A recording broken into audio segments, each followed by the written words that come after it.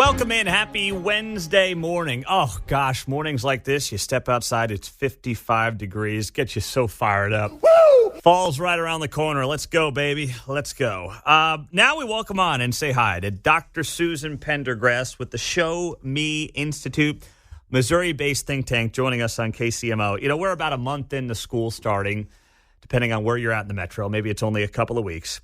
But they've worked very hard on putting together a website that actually tracks how your kid's school is doing. It's moschoolrankings.org, and they've got the latest academic data up on the site. Susan, good morning. Thanks for joining us. What can you tell us about the latest rankings? Good morning. Thanks for having me. So we updated both the academic data and the finance data. We added finance data last year, and a couple of takeaways, I guess, are that, you know, we set the grading scale before the pandemic in 2019, and we said at the time that we were going to keep the grades the same. You know, like if 55% proficient got you a B, then it would still get you a B this year. So what we have seen, you know, not a big shock, but over time, more schools and districts have moved from A's and B's to C's, D's, and F's, or mostly from C's to D's and F's. So we have seen that. So the schools are getting worse, is what you're saying? A little bit. So yeah, well, there was definitely a drop last year with the first release of the first pandemic-related scores. But now we added 21-22, so schools have been open for a while, and we see some recovery in math, but not in English. And this is a thing that I've really seen emerging statewide. DESE released the test scores for 2023 already. What's DESE? What's DESE? DESE, sorry, our State Department of Education, elementary and secondary ed in Jefferson City, and they're kind of the ones responsible for all of this. So they released the test scores from just last year, and we've seen the same thing. Like, we can't seem to recover, especially with our youngest kids, in reading and language arts, which is troubling, right? Because only like a third of our third graders weren't even on the basic level. So we see the same thing here, but now users that look up a school or a district in Missouri can see 3 years of academic data, test scores, graduation rates, ACT scores, growth scores that the state calculates in math and reading. And now you can look at 3 years of data. And then on the finance side, we added a second year, so you can see 2 years of data there. And that is something that folks got really intrigued by when we released it last year. I know. When we survey people, they grossly underestimate how much is spent on public education. And I think there created a little bit of shock when people saw how much was being spent in their districts per student and how it was being spent. And so I expect to see an uptick in people checking that out too. We did a 100-day tweet campaign on the finance data, and people really reacted to it because a lot of that information is surprising to folks.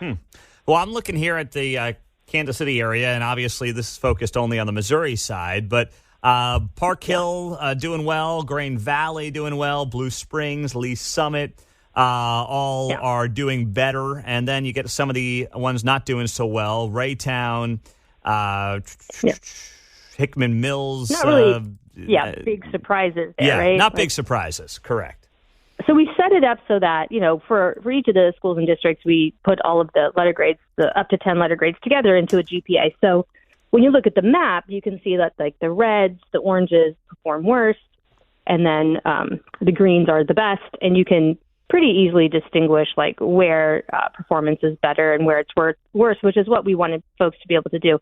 The state, both the legislature and the Department of Education, have basically refused to compare schools and districts, really. They don't like that idea of comparing one to the other or rank ordering schools and districts. And I think as a parent or as a taxpayer, that's the really important thing, right? Not so much 45% proficient. What does that mean? But you want to know how the schools and the districts around you are doing and how your district compares, I think. And, you know, in some cases, you're deciding where to buy a house or things like that. So we've tried to make it really easy for people to find the information and to understand it. Yeah, moschoolrankings.org is where you can find this from the Show Me Institute. So what I also want to do is just kind of look at the cost of what this thing is in terms of, you can break it down. You can look at your school district and see the average teacher salary, the expenditures per pupil. I mean, this is amazing. I just clicked on Lee's Summit. So in Lee's Summit, the average teacher salary, $66,000. Expenditures per pupil, $22,882. That's the cost per pupil between state and local and federal funds, right? That's all the above? That's right. And so this is where I got into sort of a shoot the messenger situation last year where people were like, no way. And then I got repeated questions. Did you include this? Did you include that? And the answer to all of those is, yeah, I included everything. Every district submits a report to the State Department of Education every year. It's called the Annual Secretary to the Board Report. And all I did was download them for every district and put the data up on this website so that you could easily click on a donut graph and see what was in there. You know what I mean? I made it, because theirs are these really long Excel files and you have to download them by page, and it's just hard to get to. So I just wanted to make it easy to get to. I can't speak to what the numbers are because those are directly from our State Department of Education, and that is the number. So when people say, well, did you include spending on buildings? Yes. Did you include spending on land? We did. On interest, on the principal on debt, everything that a dollar goes to in that district, because that's public money and it doesn't go somewhere else, right? So we included revenue from bookstore sales and football ticket sales and cafeteria sales.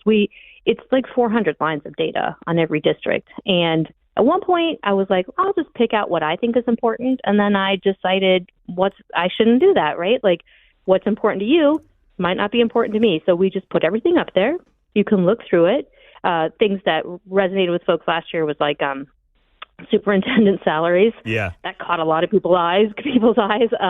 Also sort of the difference between, you can look at instructional spending versus non-instruction. And we're going to dig in at the Show Me Institute a little bit on that.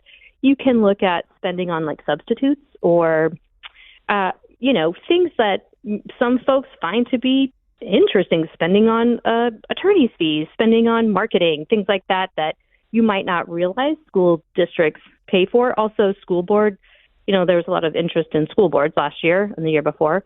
School board expenditures, school board administration, you can kind of see the total that was spent on those. And so, again, I'm agnostic on what is and isn't important to somebody. We just wanted to put it all up there so that you can look at your kid's district or the district that you live in, and you can follow every dollar that came in and every dollar that went out. Well, and I'm not trying to pick on school districts here, but I mean, this is unbelievable. Hickman Mills spends almost $20,000 per pupil. Superintendent's making $240 a year.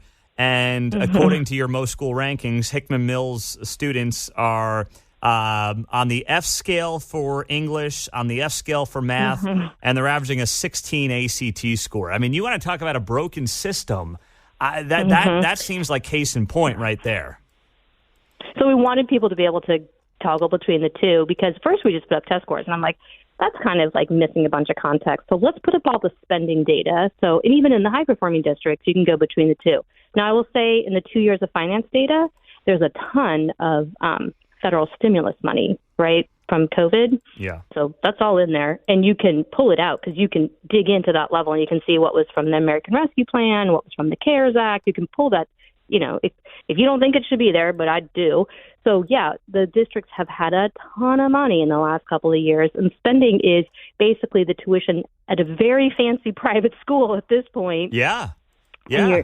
And I don't really, I think those are the conversations that we at least want to start so that people can at least go to their school board or their superintendent or their elected officials and say, have you seen this? Do you realize, because when you ask people in surveys, most people guess about $5,000 in spending per student, and it hasn't been that in a long time. Oh, my goodness. Statewide average is $14,000, so it hasn't been that in a long time. So it is kind of shocking to see how this breaks out, but again, so we have another year of letter grades, which we have done the same way every time, and then another year of data, which is the same as last year.